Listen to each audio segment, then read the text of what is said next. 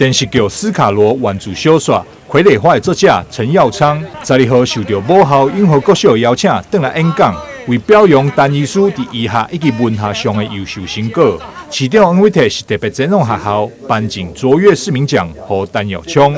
感谢伊的卓越贡献。傀儡花的著作经公示拍摄为斯卡罗电视剧，展现台湾是个多元文化、多元族群的社会。颁给我们台南之光，也是永福之光的陈耀昌医师，能够成为台南市的卓越市民。陈耀昌医师不仅在医学界的成就，医学的成就非常的耀眼，在文学的成就也是同样的让人惊艳。我想作为一个台南市民，我觉得非常高兴有这个荣幸能够颁奖给他，也期待陈耀昌医师将来有更多创作。在医学上也能够救活、拯救更多的病患，那这样子真的是医人又医国。我们感谢陈耀昌医师，也祝福我们希望有更多陈耀昌医师的故事，能够启发更多的市民朋友们，一起来为这个城市、为我们台湾而努力。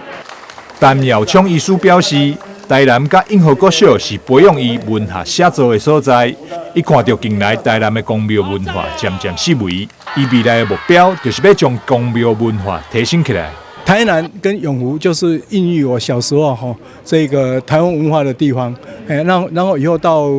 台北，其实好几十年都没有想到。后来呢，60岁的时候开始写《福尔摩斯三世纪》的时候，回观一看才知道说，其实台南的永福跟台南的公庙文化对我的影响非常的大。所以呢，我今天我就想说呢，这个我除了回来，真的是这个礼赞这2个地方就是孕育我的这个文学写作的养分的地方。然后呢，我也希望呢，这个台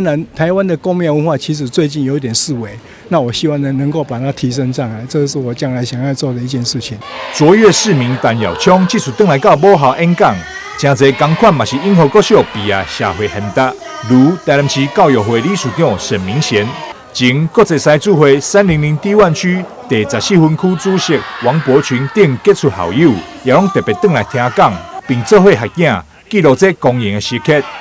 台南新闻张秀维采访报道。